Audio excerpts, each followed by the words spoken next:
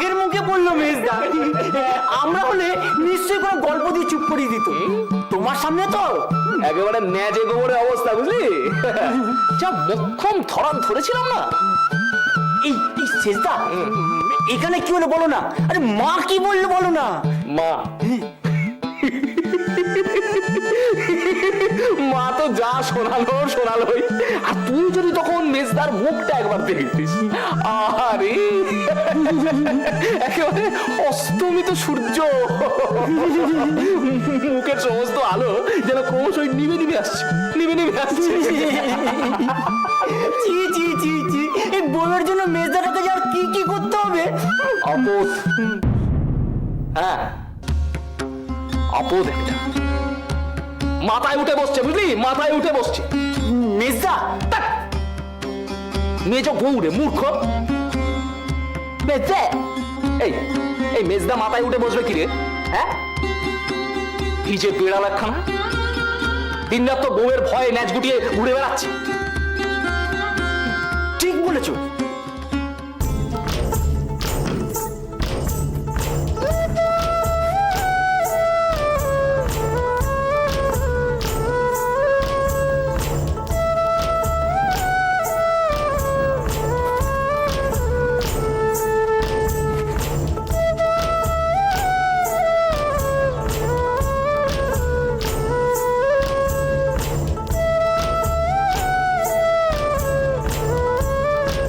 কিছু বললে না তো? কি বলবো? আরে এত বড় একটা কাণ্ড ঘটালাম, বাড়ির সকলে বললে। আমি কি বলবো? আশ্চর্য, তো কার জন্য এত বড় কাণ্ড ঘটালাম?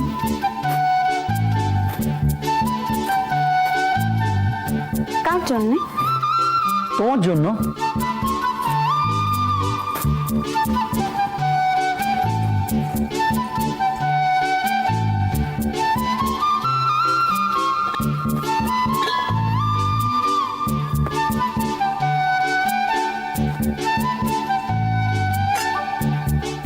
আমার জন্যে?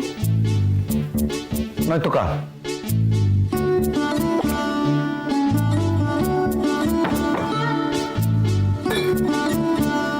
তা মাথায় হঠাৎ এমন খেয়াল চাপলো?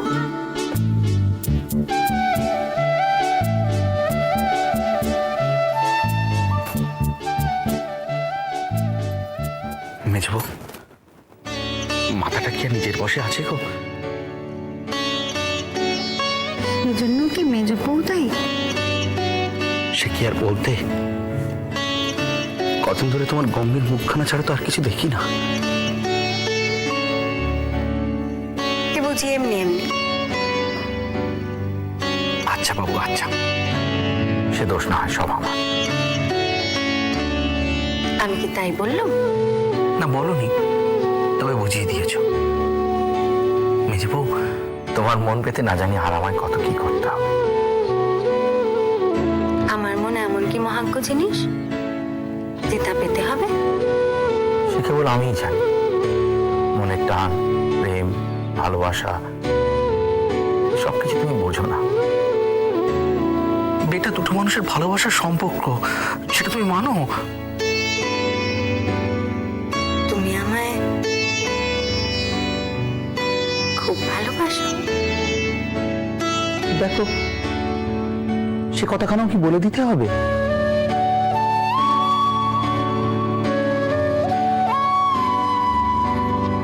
তা ওইটা যে আমার মন পাওয়ার জন্য নিয়ে আসা হলো, এমনটা কেন মনে হলো যে ওটা আনলে আমার মন পাওয়া যায়?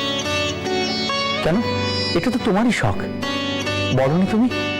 আমাদের বাড়িতে খবরের কাগজ কেন আসে না, তার আরো কত সব কি। তবে বলো, ওইটা তুমি আমার মন পাওয়ার জন্য খুশ দিচ্ছ? সে আর কি করি, যে পুজোচ্ছে ফুল। তোমার এই হাসি মুখখানা না দেখে দেখে যে আমি শুকিয়ে যাচ্ছি, সে খবর কি কেউ রাখে?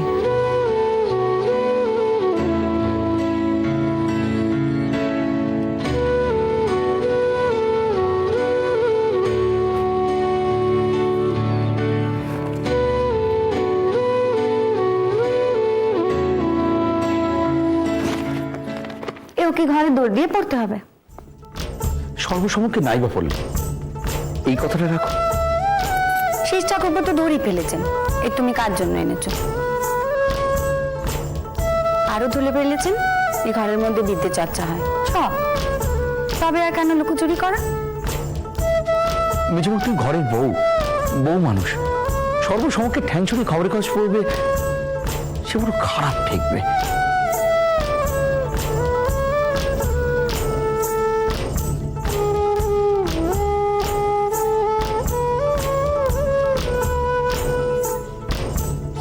আর আমার মেয়ে যখন লেখাপড়া শিখবে,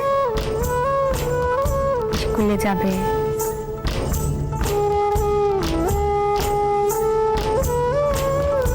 তখন কি করবে? সে যখনকার কথা তখন ভাবা যাবে, এখন কি এসব কথা ভেবে রাতে ঘুমটা নষ্ট করবে মেজবউ?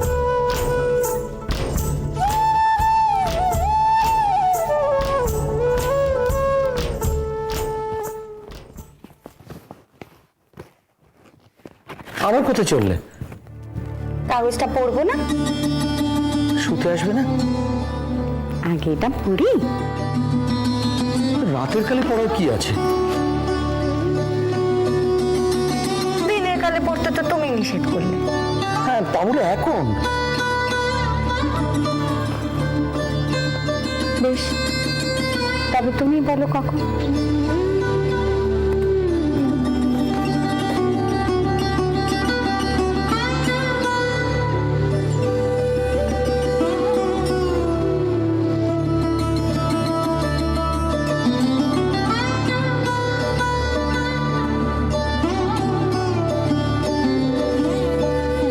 মেজবউ,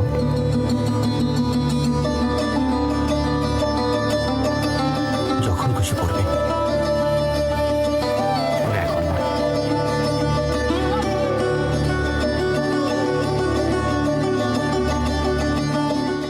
ও মা গো, বলিস কি মুক্ত, বেবোটা এমন বইয়ের আঁচল ধরা বেহায়া হয়েছে। তবে আর বলছি কি, নিজের ছেলে বলতে ঘেন্না হয়। রাম রাম রাম, খবরের কাগজ বগলে করে বাড়ি ঢুকছে বউ পড়বে বলে। আমার কত বড় কথা, বড় বড় কথা, লম্বা লম্বা কথা, মাত্র তো 2 পয়সা দাম। আরে বাবা, এই 2 পয়সা রোজগার করতে গেলে তো মাথার কান পায়ে ফেলতে হয়, সে খেয়াল আছে? রাত দিন বউয়ের মুখের দিকে, সবই আমার কপাল। তোর কি হবে রে মুক্ত, এমন দিনও কিনা তোকে দেখতে হলো তোর বউ ঠ্যাং ছড়িয়ে বসে কাগজ পড়বে আর তুই দেখবি? এবার আমার সংসার ছেড়ে যাওয়ার সময় হয়েছে রে। বালাই ষাট, তুই কেন সংসার ছাড়বি? তুই বরং ঘাড় ধরে ওকে পথে আনবি। তার ঘাড় অব্দি আমার হাতই যাবে না। আমার ছেলে তো দিন রাত দাঁড়িয়ে আছে তার ঘাড় পাহারা দেওয়ার জন্য। আর বাক্যি শুনে শুনে জীবন আমার বেরিয়ে গেল। আচ্ছা মুক্ত, একটা কথা আমি ভেবে পাচ্ছি রে, তোর মতো শাউরি কি করে ওই 1.5 আঙুলে মেয়েটাকে বশ করতে পারলে না? বিয়ে হয়ে এসেছিল তো এইটুকু। হ্যাঁ, এইটুকু দেখতে, ওইটুকু আসলে একবার ধানি লঙ্কা, একবার জিভে দিয়ে চকি, একবার ব্রহ্মতালে অব্দি চলে গেল। হ্যাঁ, সত্যি বাপু, তোর কপালই বটে। হ্যাঁ রে মুক্ত, খবরের কাগজ পড়ে কখন সে? দুপুরে বোধহয়। দুপুরবেলা ঘরে দৌড় দিয়ে যে কি করে ভগবানই জানে।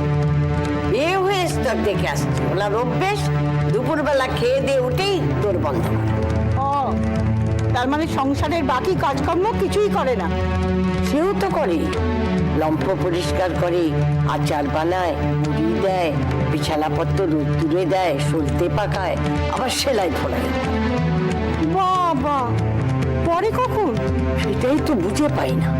তাও ভালো, তোরটি তো তবু করে, আর আমারটি তো আয়নার সামনে দাঁড়িয়ে খালি খালি স্নো পাউডার মাখছেন, পটের বিবি সাজছেন। দুটোটি নেড়ে দুটো করেন না, বরে সোহাগী হয়েই আছেন। দেখবি যা, তোর আর আমার ওই ঘরে বসে দুজনে মিলে পিন্ডি চটকাচ্ছে।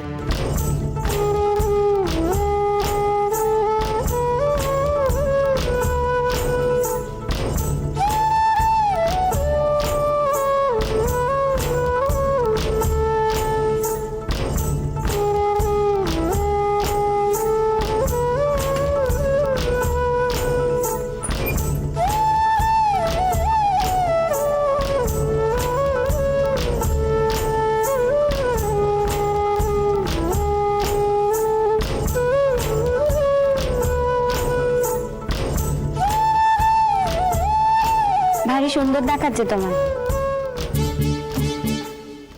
আমি মোটেও নিজেকে দেখছিলাম না। তা ওখানে দাঁড়িয়ে আরো কাউকে দেখা যাচ্ছে বুঝি? তোমার কেবল বাঁকা বাঁকা কথা।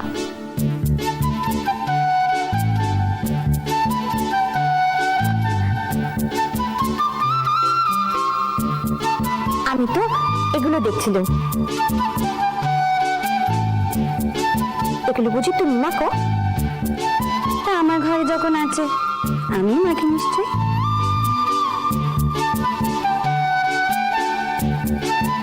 এগুলো তোমার উনি এনে দেন বুঝি?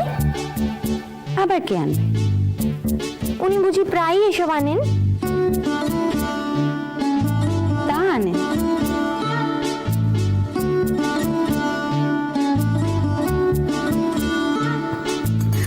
আমার ওনারও এগুলোর ভারী শখ, প্রায়ই আসেন।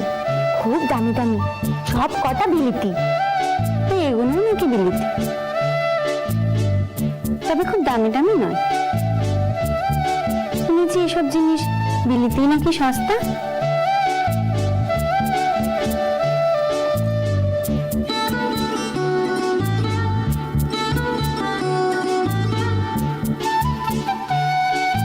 তোমার উনি এসব আনেন না?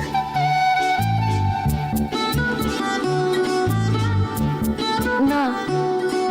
ওমা কেন?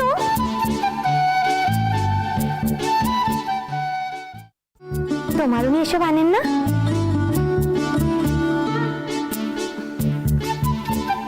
না। ওমা কেন? ও, উনি বুঝি এসব পছন্দ করেন না, তাই না?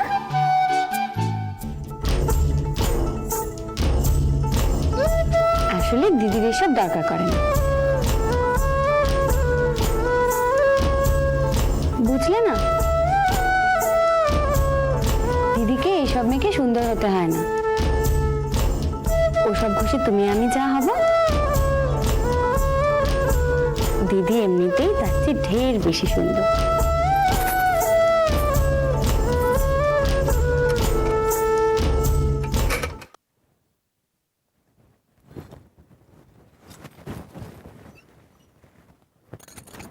তোমার এখন কমাস গো? 5 মাস। বাবা, এখনো এত দৌড়ে বেড়াও সারাদিন? আমি আর কি দৌড়ই, দিদি আমার চেয়ে অনেক বেশি কাজ করে। দিদির তো 8 মাস। তোমাদের ব্যাপার স্যাপার বুঝি না বাবা। আমার তো খবর পাওয়ার পরই মা এসে নিয়ে গেছিল। ছেলে 6 মাসের পর পাঠালো। সেই সময় আমার সঙ্গে দুটো দাসী থাকতো। 1 গ্লাস জল অব্দি নিজের থেকে কেউ গড়িয়ে খেতে দিত না, জানো? ওমা, কি গো, তবে তো তুমি খুব বাঁচা বেঁচে গেছ। কেন গো? না, শুনেছি এই সময় মোটে নড়াচড়া না করলে শরীর খারাপ হয়।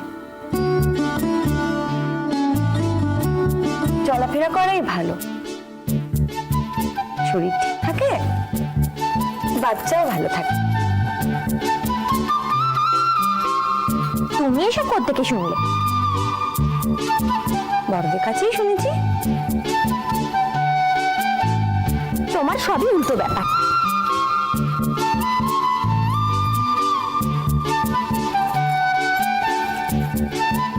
তবে একটি কথা আমি ঠিক করে ফেলেছি হেমা, সুন্দরী বউ আর আমি ঘরে আনবো না। লেখাপড়া জানা তো নয়, ওই একটিতে আমার একেবারে প্রাণ ভরে গেছে। আচ্ছা মুক্ত, তোকে সেই আমার ছোটবেলার গঙ্গা জলের কথা বলেছিলাম না, বিবাহের জন্য তার নাতনিকে দেখবো। তোদের পাল্টি ঘর, মেয়েটিও বেশ ভালো। বেশের দরকার নেই বাবা, খানিক নিরেশ হলেই ভালো। তবে যদি ছেলে বিয়ের পর মাকে মনে রাখে। আরে না না, সে চিন্তা করিস না। আর মেয়েটির স্বভাবও খুব ভালো। বলছিস? হ্যাঁ, দেখা যায়। দেখ, বাপের যা আছে মেয়েকেই দেবে, একমাত্র মেয়ে, ভরিয়ে দেবে। থাক বাবু, আমার আর বড় মানুষের মেয়ের দরকার নেই। আবার সেই এক কথা। আচ্ছা মুক্ত, এই যে তুই মেজ বউয়ের জ্বালায় জ্বলছিস, তাকে উল্টো চাপ দিতে তো একটা এমন বউ দরকার যা নিজের জোর থাকবে। তেমনটা না হলে তোর মেজো বউ যেমন বড় বউয়ের ওপর ছড়ি ঘোরায় ওই বাকিদের ওপরও তাই ঘোরাবে। তা মাসি যে ছেলেদের বিয়ে দেবে, ওরা সব এসে থাকবে কোথায়? ঘর কই? সেজন্যই তো আমরা এই বাড়ি ছেড়ে চলে যাচ্ছি। চলে যাচ্ছ? তোমরা এই বাড়ি ছেড়ে চলে যাচ্ছ?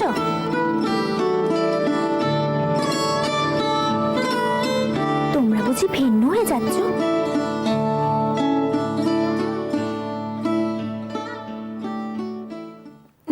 চলে গেলেই কি আর ভিন্ন হতে হয় গো?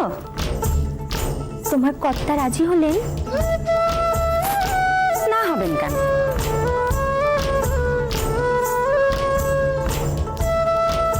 তোমরা কিছু বলনি? বর ঠাকুরই তো সব ব্যবস্থা করছেন। তোমার তাই? তোমার কি কপাল গো, কেমন সুন্দর আলাদা সংসার পাতবে। দাঁড়াও, আজ আমি বাড়ি ফিরলে আমি বলবো।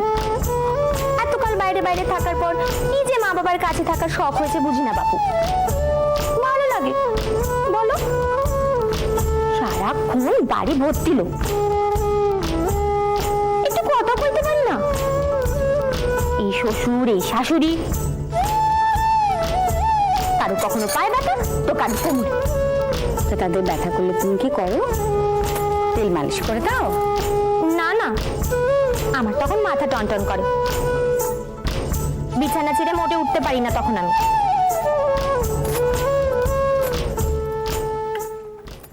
ওসব কথা রাখো তো। শোনো, তোমরা নতুন বাড়ি করে যাচ্ছ নাকি কেনা বাড়ি গো? নতুন বাড়ি। তোমার কর্তা দাঁড়িয়ে থেকে বাড়ি তুলছেন বুঝি? তেমনটাই করবেন। কবে কবে যাবে গো তোমরা?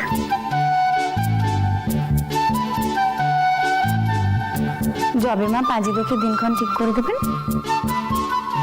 বাবা, মাসি দিয়ে ঠিক করে দেবেন?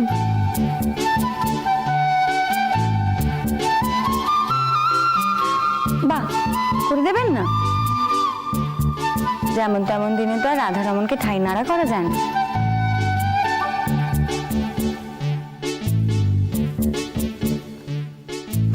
সবাই যদি নতুন বাড়িতে চলে যায়, রাধারমনকেও তো সঙ্গে নিয়ে যেতে হবে।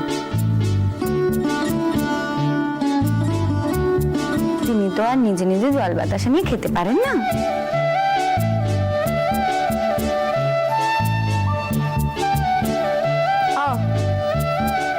বুঝলুম, তার মানে তোমরা সবাই এ বাড়ি ছেড়ে চলে যাচ্ছ। মুখ তো ঘাবড়াচ্ছিস কেন? আমি তোকে বলছি, মেয়ের বাপ গলবস্তর হয়ে তোর কাছে আসবে।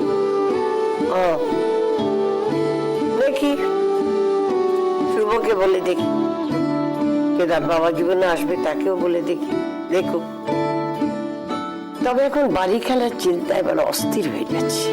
কিন্তু ভালো হচ্ছে মুক্ত, চিন্তা করছিস কেন? তোর 4 ছেলে মিলে যা করবে তাই ভালো হবে। তারাও তো বড় হয়েছে, সংসারী হয়েছে, নিজের ভালো মন্দ বুঝতে শিখেছে। বুঝলেই ভালো। হ্যাঁ রে, আমি তবে গঙ্গা জলের কাছে কথাটা পারি। আর অমন করে বলছিস কেন? তোর ইচ্ছে নেই নাকি? আমি কিন্তু একটা কথা স্থির করে ফেলেছি, বেবা পেকার বিয়ে আমি একসঙ্গে দেব। হ্যাঁ, বেকার বেকার বেদিরি? হ্যাঁ, বিয়ে দেবো, কি হয়েছে তো? না মানে মানে বেকার কি বিয়ের যোগ্য হয়েছে? অযোগ্যটা কি? তার বাপের তো এ বয়সে দুটো ছেলে মেয়ে হয়ে গেছে। আমি 2 ছেলের একই সঙ্গে বিয়ে দেবো। সে ভালো, সে ভালো। বেটা ছেলে গোপদারি নাই বা বেরোলো, গোপদারি বেরোলো তো সময় হয়ে গেছে, ও বিয়ে দেওয়াই ভালো।